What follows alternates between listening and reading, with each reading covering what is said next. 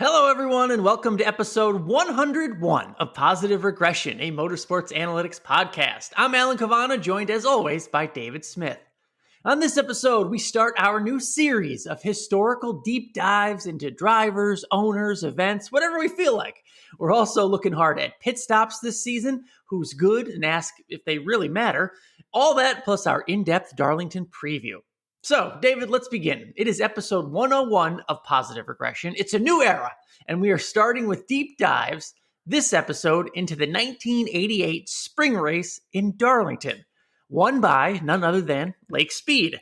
Now, David, we don't talk about Lake Speed, Cup Series winner, all that much, but this win was no fluke. That day, he led 178 laps. He defeated Alan Kulwicki, Davey Allison, and Bill Elliott in that order. David, why did you pick this race?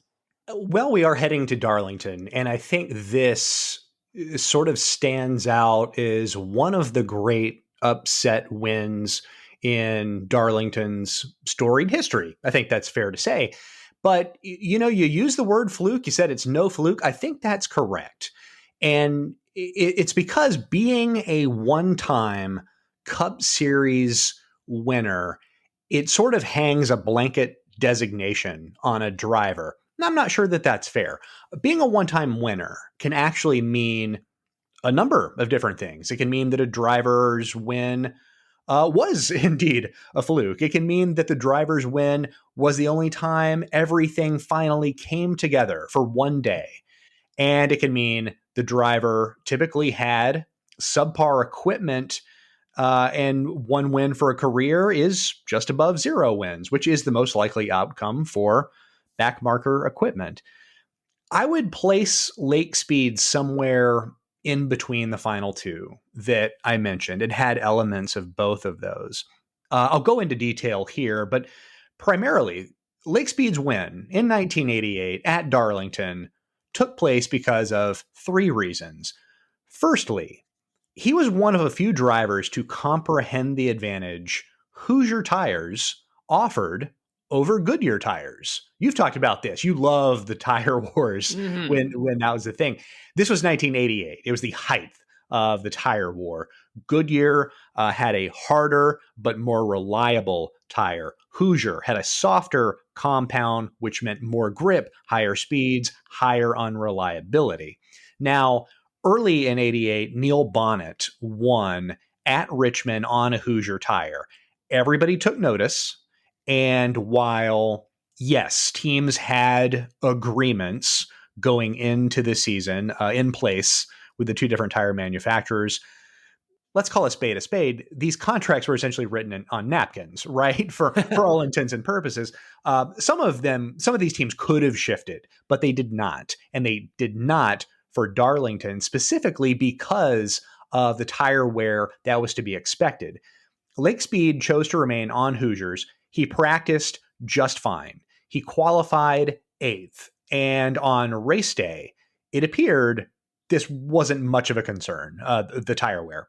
It was not a concern, so much so that in the driver's meeting before the race, Dale Earnhardt walked up to Lake Speed and asked, "Okay, Speed, how long will it take you to lap me?" Oh.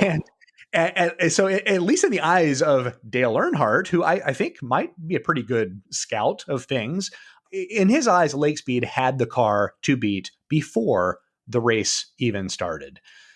Secondly, Speed's primary competition that day sort of eliminated itself one by one. If those in the know, like Dale Earnhardt, thought that Lake Speed was the favorite, those without knowledge thought that it was Kenny Schrader who had the car to beat. And considering Schrader smashed the previous track record by 3.5 miles per hour, and he was 2 miles per hour faster than second place qualifier Dale Earnhardt, Schrader lasted just 17 laps. He was involved in a dust-up with Alan Kulwicki and Rick Wilson. Beyond that, Rusty Wallace, your guy, qualified 5th, suffered an engine failure, as did Ricky Rudd. For Rudd, that was one of 11 engine failures for him that year. And Mark Martin, who led 59 laps early in this race, lost the handling balance of his car. He complained that it was far too tight, which if Mark Martin thought a car was too tight, that is saying something. So the depth of Lake Speed's competition that day became shallow. He led, you mentioned the lap count, but I did it in mileage, 243 of the 500 total miles. Alan Kowicki and Davey Allison were the only other cars finishing on the lead lap. Dale Earnhardt finished 4 laps down. So certainly a strange race in that regard. But finally, and most importantly, Lake Speed, pretty good driver, right? He was a world-class kart racer. He defeated, among others, an 18-year-old Ayrton Senna to win the World Karting Championship. He's the first American to do so. It should be noted that Lake Speed was 30 at the time of this win, so a little more experience on his resume than what Senna had at the time. But Speed did not chase an open-wheel career.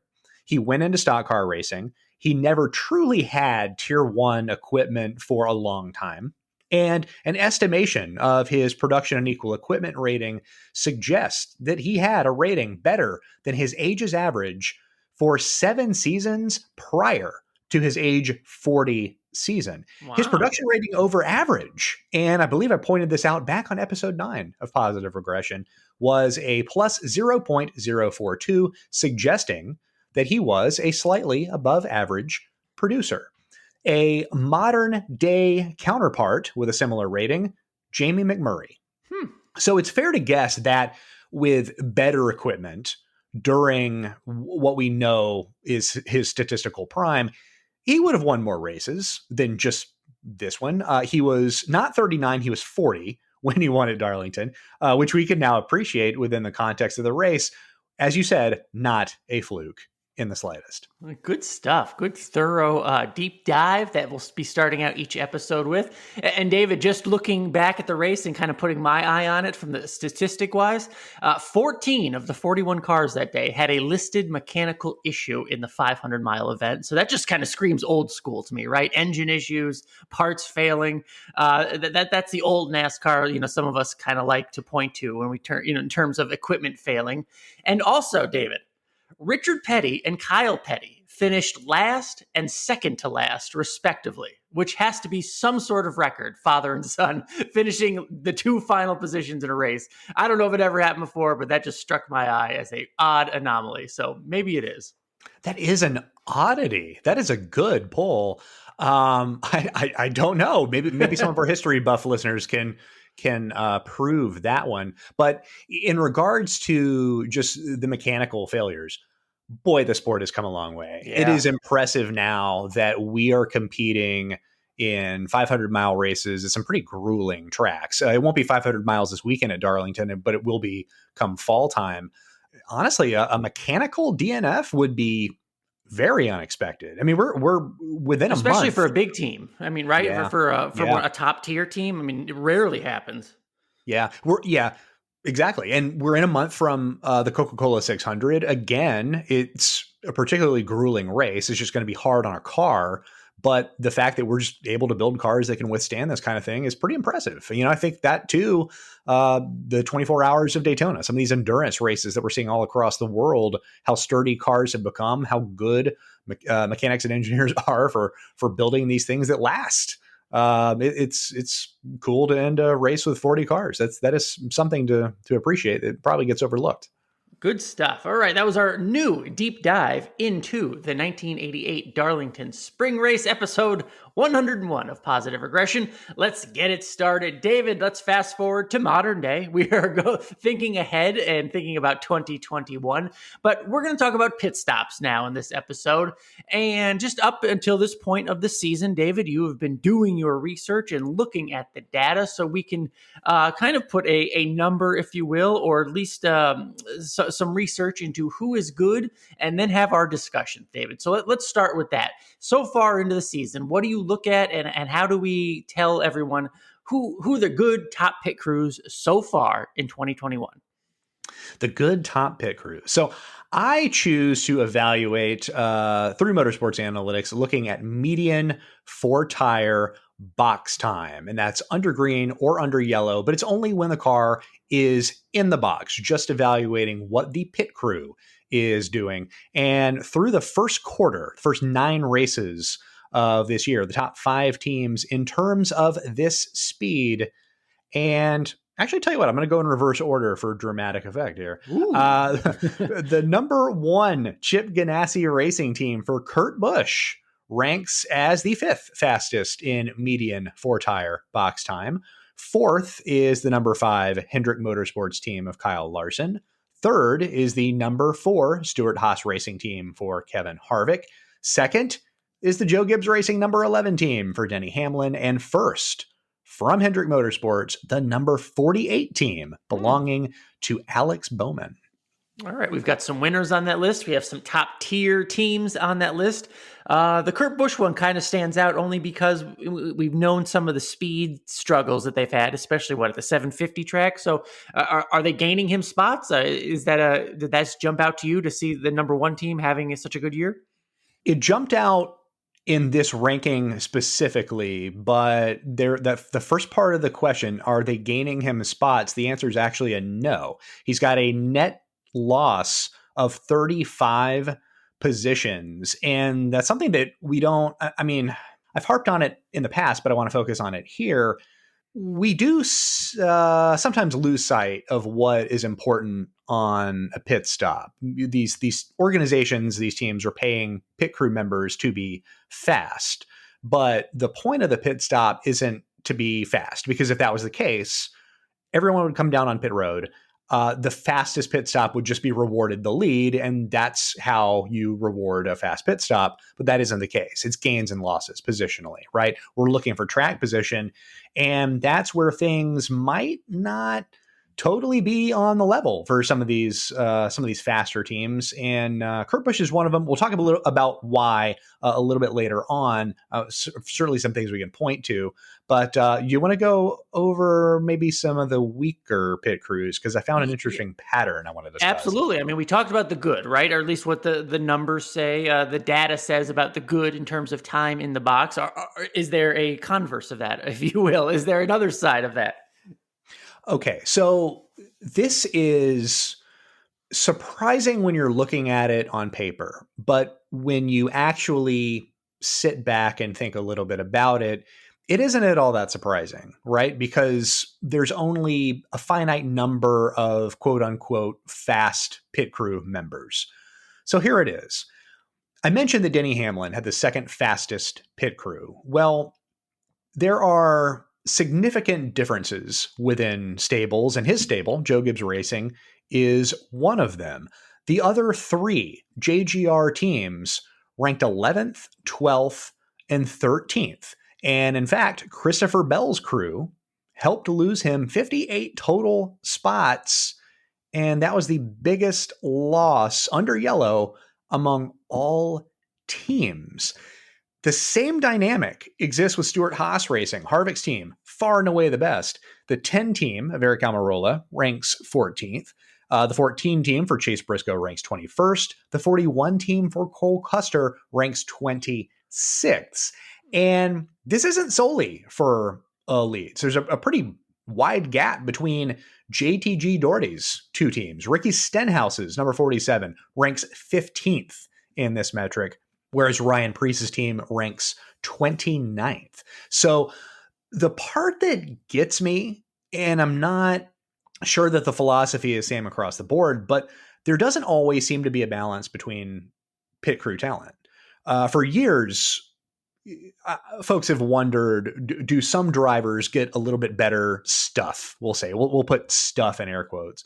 For example, is Jimmy Johnson getting better stuff than Dale Earnhardt Jr. at Hendrick Motorsports? Well, we can't retroactively figure that out. It might have been true, but I think the differences like the ones we're seeing here with the pit stop data that we can quantify suggest that yes, sometimes the best people are deliberately grouped together for a purpose, or maybe accidentally, and perhaps the most competitive team gets that reward, or the most likely champion among the bunch. And then sometimes there is some perceived balance. You wouldn't expect the 48 team to be given the best pit crew among the Hendrick quartet.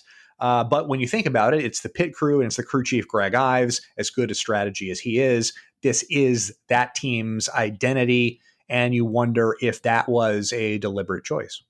So, David, those same, I don't know, strengths that can help one team in an organization could also be a weakness for the others. I mean, is that fair to say? Because if it's not equal, then one will be the top, and I guess one team has to suffer, or one of the other teams of these mega teams has to be on the bottom, right? Yeah, or you can try to balance it out, right? And I think that at some point, because the decision makers for these teams will know what they have in regards to pit crew talent, and they'll make those decisions accordingly. Do you want to balance across all of your teams, or do you want one surefire team to get the best people on the pit crew? If you think about the JTG Doherty situation, where Ricky Stenhouse's pit crew is far better than that of Ryan Preece, it might be deliberate. Now, I believe that they get their pit crew from Joe Gibbs Racing. I might be incorrect about that, but let's consider something kind of simple.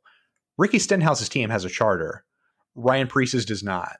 So if you know that going into a season, do you make the call in saying, okay, there's a tier 1 pit crew and a tier 2 pit crew, and this is how we're going to operate? You can understand a world in which that makes sense, but also it means that the two teams that you are trotting out onto the racetrack aren't knowingly equal. And that might also be the case across other organizations. You know, I don't think that Joe Gibbs Racing means for Hamlin to have this much of a better pit crew than others. They'd prefer Christopher Bell's team to not have a 58 position loss under yellow this season. That's a weakness, but that's also something that Adam Stevens is probably pulling his hair out over. Is I'm making these decisions and we're losing spots off of the racing surface. That is a problem. So for that team specifically, it's a weakness. Whereas for Denny Hamlin, it's a strength. What we don't know is whether that was deliberate based on, I don't know, Hamlin being the most likely champion among those two specific teams. And let's touch on then what we were talking about before, David. What matters the most in terms of time in the box, a fast stop, or the gain loss, if you will, in terms of position? I remember one time you saying, it doesn't matter how fast your pit crew is, because if some jabroni takes 2 tires behind you, they've just got out in front of you. So you have lost positions if someone has taken 2 tires and you have the fastest 4-tire pit crew in the world. It doesn't matter. You've lost track position. So maybe I'm oversimplifying, but the question though, let's dive in and maybe you can explain it a bit more. What matters more, a fast stop or the gain and loss that comes of that? I think you got it all. Actually, I don't think I ever used the word jabroni. That doesn't sound like you didn't. But let's be fair.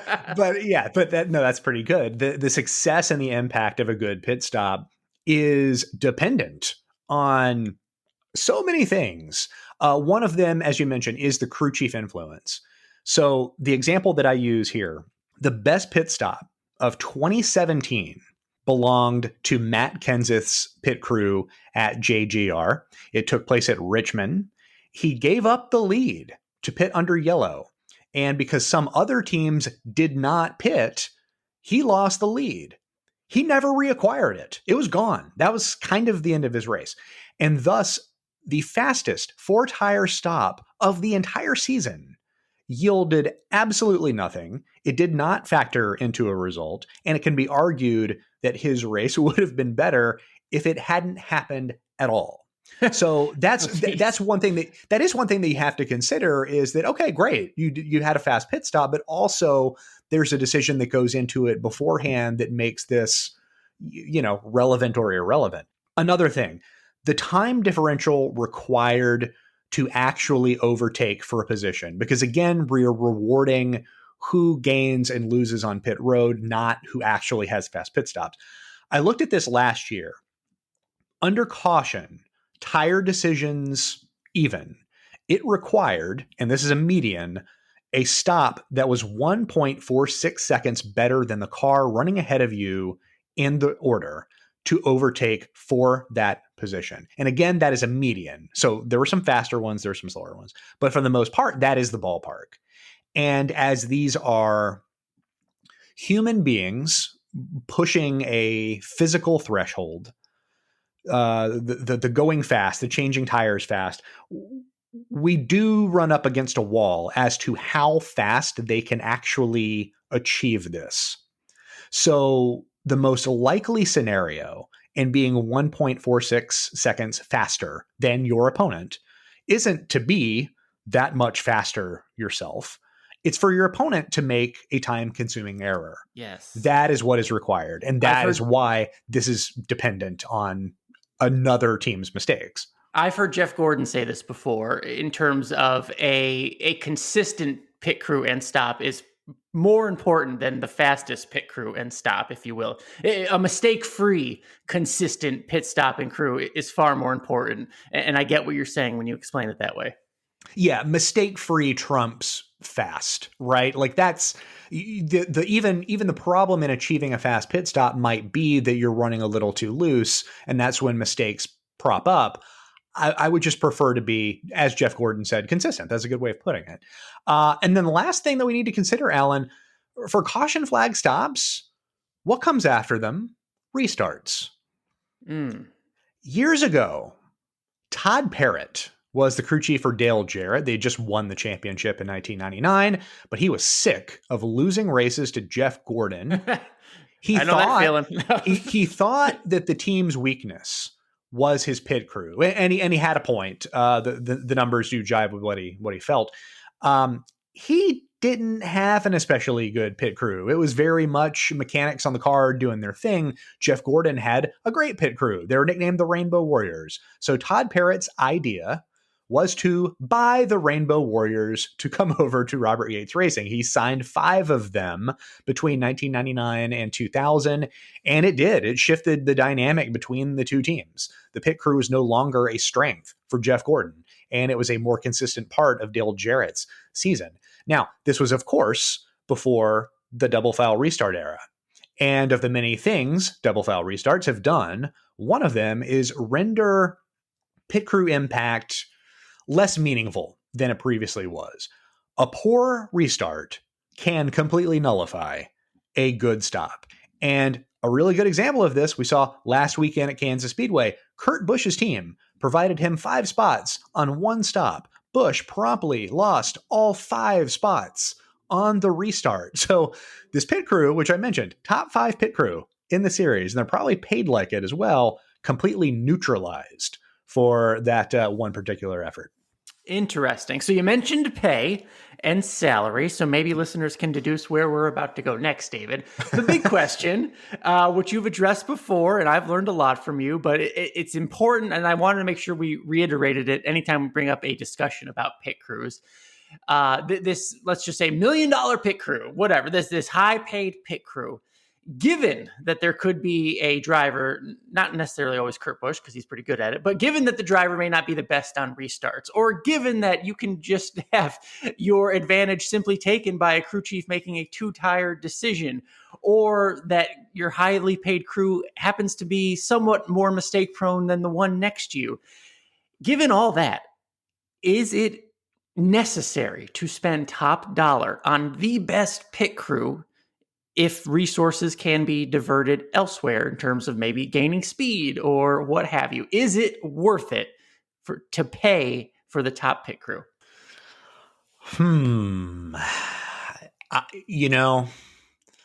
I think the correct answer is that a good pit crew hits differently.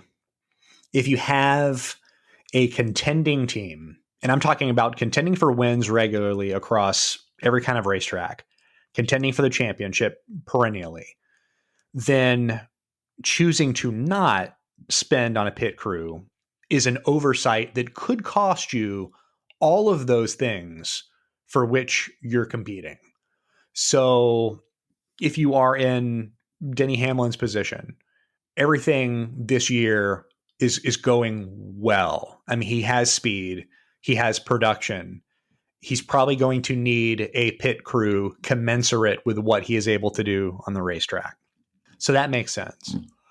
But if your team isn't as competitive, and especially if the driver is a bad restarter, and knowing that the restart comes immediately after a caution flag, this probably isn't a good purchase. And I think this is where teams, I think, are getting a little bit more realistic with their spending, but it would be a good effort on pit road, completely gone in 2 labs. So what kind of purchase is that?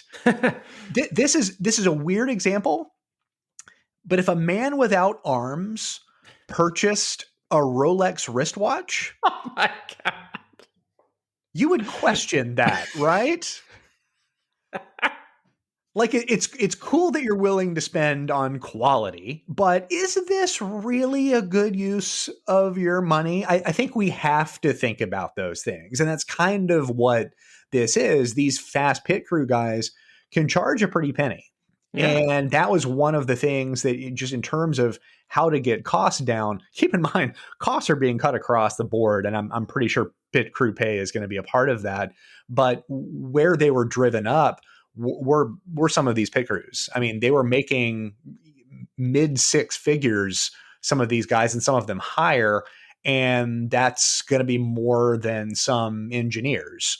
We've talked about this before on Pause Reg, that in terms of metrics that have the most correlation to success, it's speed. So you really want the folks touching the car, making it go fast, being rewarded.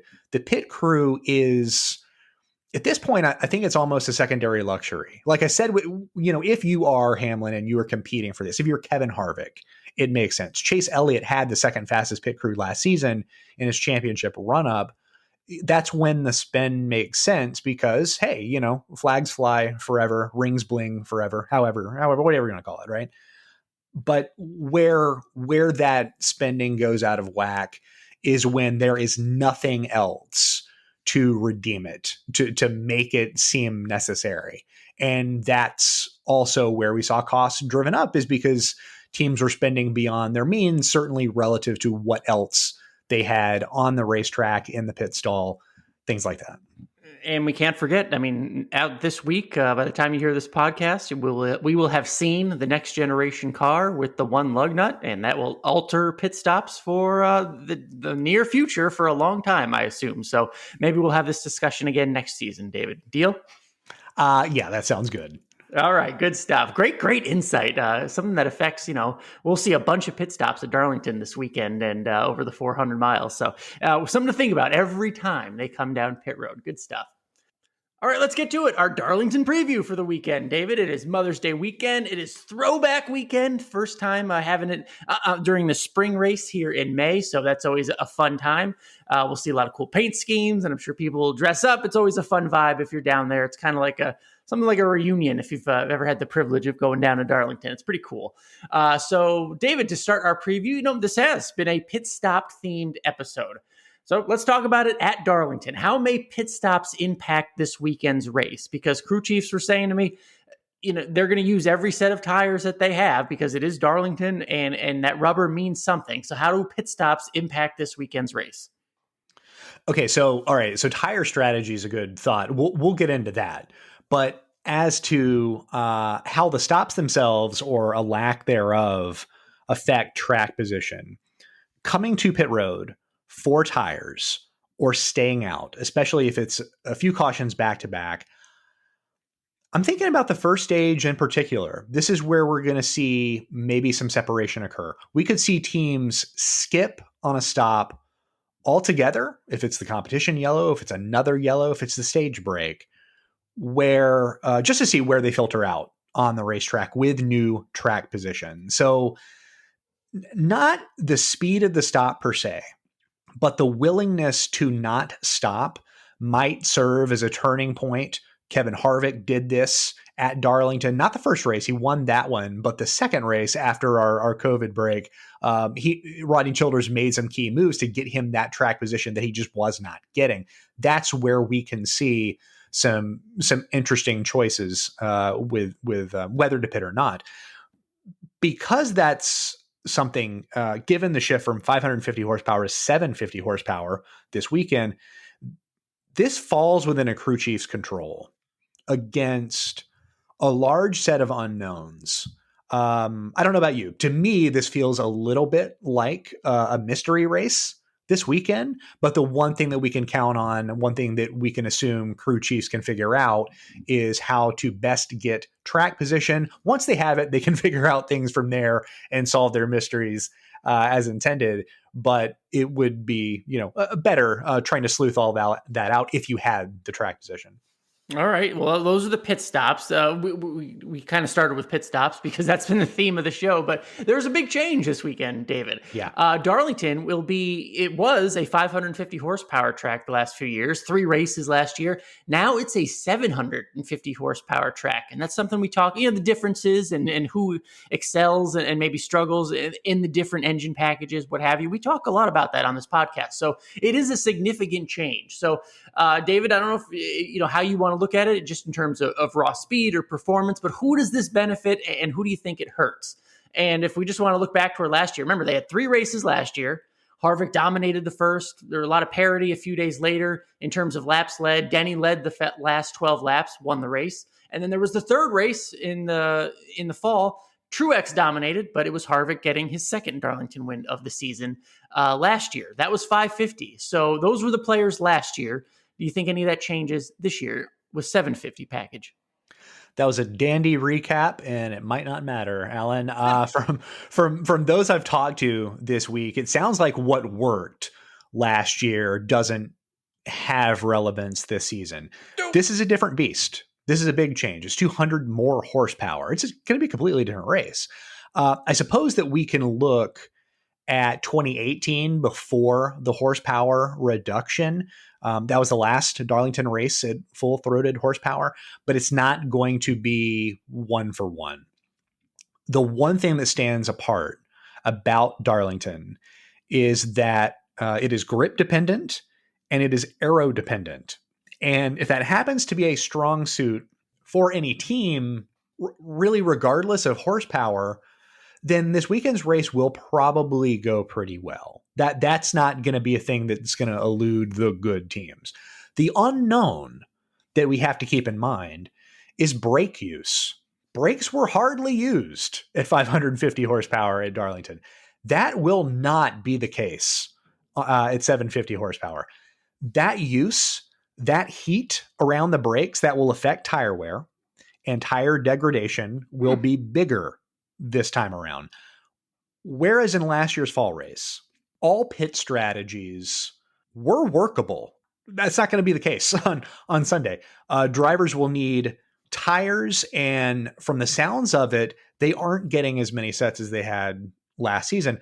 They're going to get 11 sets of tires, which by comparison, last year's return race after the COVID break, that was 400 miles. Teams were given 12 sets of tires for a race where the degradation was not nearly as bad. Thank you, RTA. So that is interesting.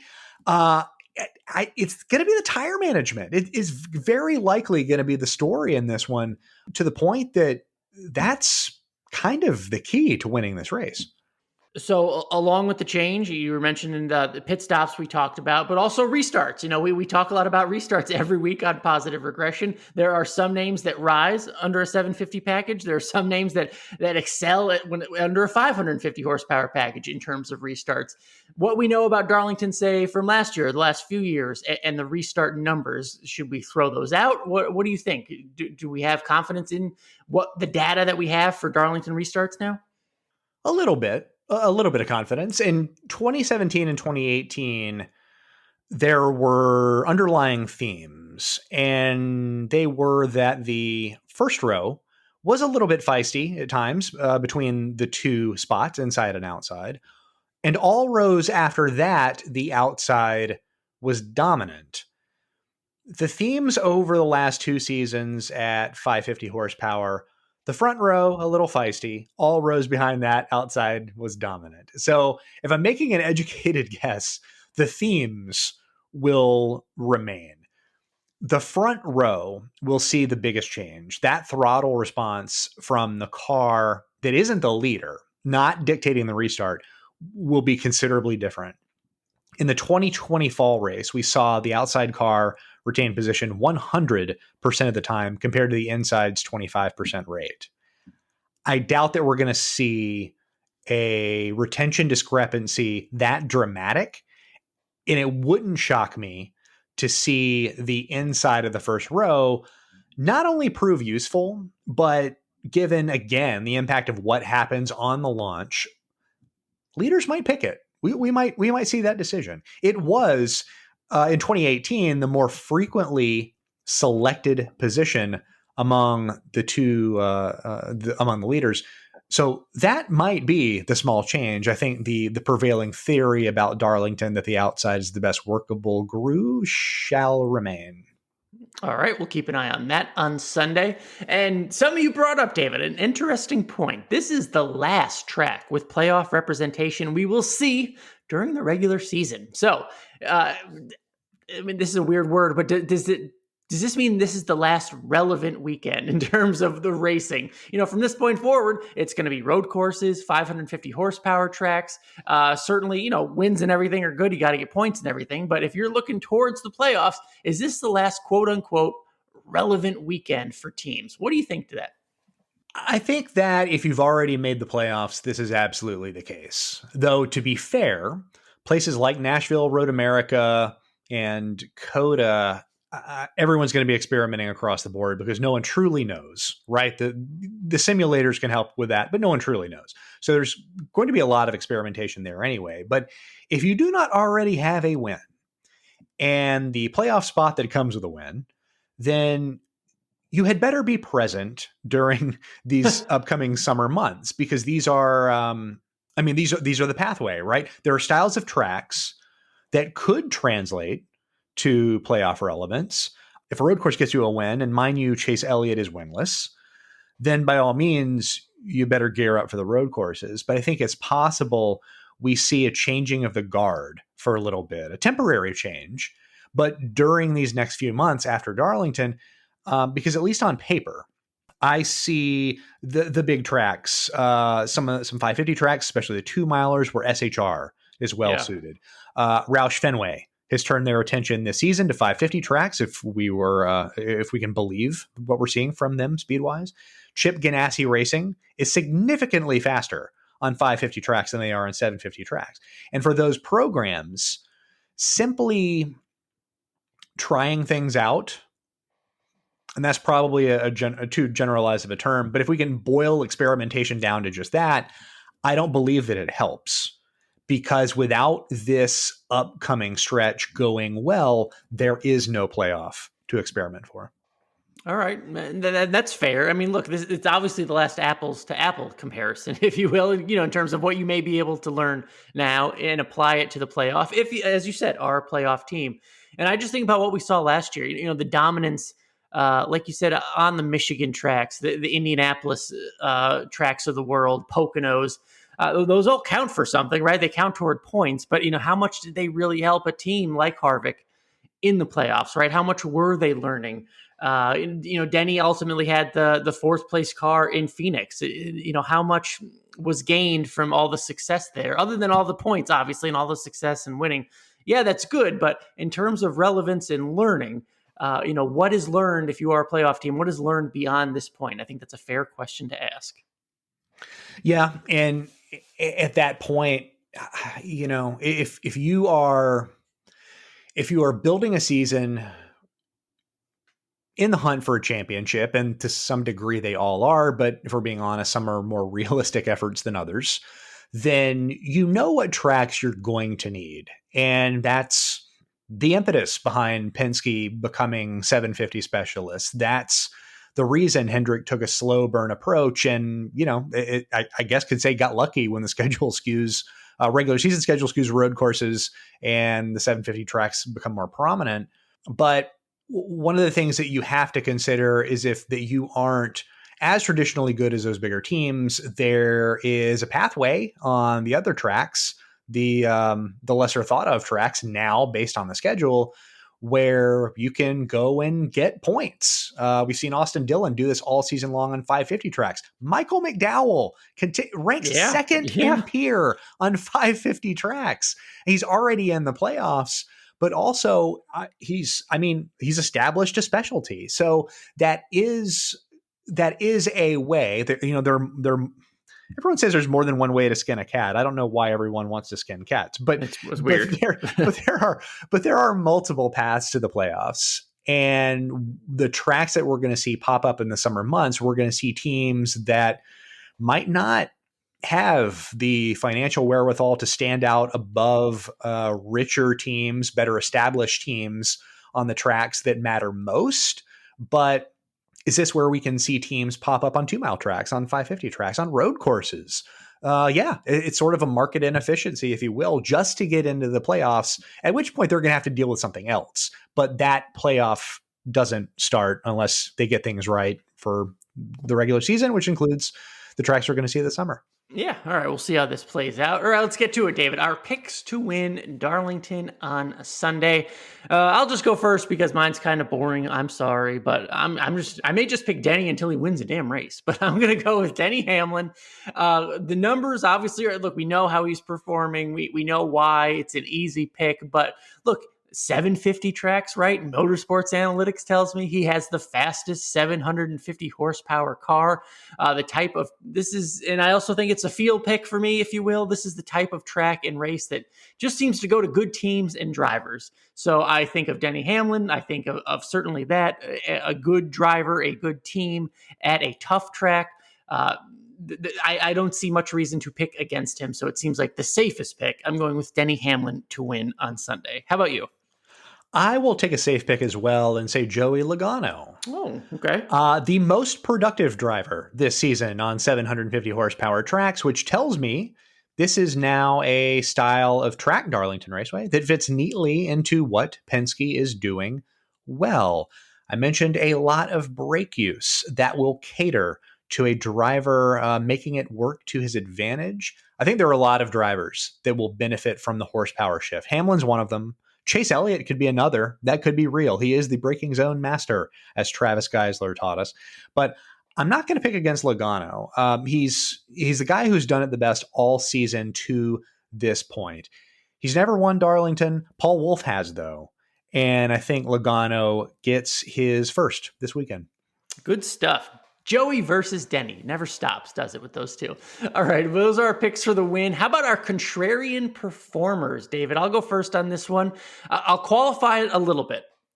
My pick, I think, is one new, I'm not going to contend for the win, but I believe it will perform above expectation. And by that, I'm talking about a car that is right now 20th in terms of speed on the 750 tracks, and a driver who is a negative passer so far on the 750 tracks, but a plus passer overall.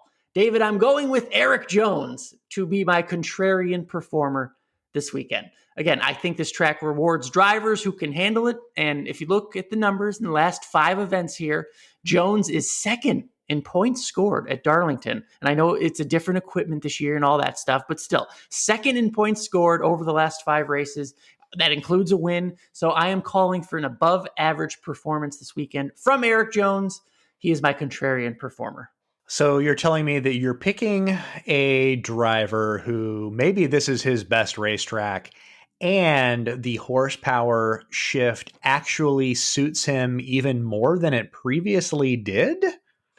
Hey, maybe I didn't know what I was doing. I had my reasons. So yeah, maybe they were better than I thought. So I'm just absorbing these things. Yeah, he's my pick too. That's why I asked. Oh, yes! Yeah. Okay. So Eric Jones's splits this year on 550 to 750, just in terms of peer, which are now posted on motorsportsanalytics.com. His 550 peer split is 0.250. His 750 peer split is 1.4. Hey, now that's kind of fun. Yeah. The speed, the passing hasn't been there, but there's just something about this racetrack that suits Eric Jones's ability. He's already won here. It's similar, I think, to Winchester Speedway, where Jones was a 3 or 4 time winner of the Winchester 400. It just works, man. And yeah, it's going to be tough sledding based on the team that he has, given the speed that they've shown at Richard Petty Motorsports. But if he can pull a result out, as you said, better than expected, I think he's going to be fun to watch. And if I may, this is the best paint scheme that I've seen all week on social media. The tribute to John Andretti, but that is it's just like a Richard Petty fire paint scheme, and it looks kind of amazing. So I'm here for the whole visceral experience of it. I think Eric Jones probably has this race circled on his calendar, and I think he'll have a pretty good day. Good stuff. Makes me feel good when we have the same pick. Makes me feel like I'm learning something. It only took 100 episodes. All right, good stuff. Another good episode 101 of Positive Regression. Do not forget, we are available on Apple Podcasts, Google Podcasts, Stitcher, Spotify, Luminary, TuneIn, and YouTube. We're available no matter your device. Our entire back catalog of episodes is available for free at posregpod.com. If you like what you're hearing, please leave us a rating or review real quick or nice and easy. It really does help us spread the word. We notice it is so appreciated. If you have questions, we'd love to hear them. We love answering them. It helps us, with content on the podcast. And we have a lot of smart listeners, which means a lot of smart questions that come in. Reach out to us on Twitter at PosRegPod, POSREGPOD. David, you're always working hard. What are you working on this week? This week on NBC Sports, a deep dive into what Chip Ganassi Racing has done and seems to be doing this season with Kurt Busch and Ross Chastain. There are strengths there. They just don't seem to be tapping into them right now. And on Sunday, the usual, my Darlington race preview, that will drop first thing in the morning. So follow me on Twitter at DavidSmithMA or log on to NASCAR.NBCSports.com. Lots of good stuff there.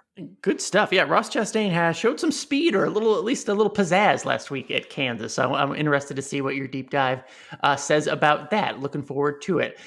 David, I've started doing good videos and content for Speed Sport. It's expanding my mind across the racing platform. So after you listen to this podcast on Thursday morning, I hope, go over, check my Twitter, go over Speed Sport and check out we do quick hits videos now that come out Thursday, previewing all the racing across America. You mentioned Winchester before, David. The USAC cars are back at Winchester this weekend, I think for the first time in like 10 years. It's a big deal. They're going super fast. So we preview all sorts of racing across the country.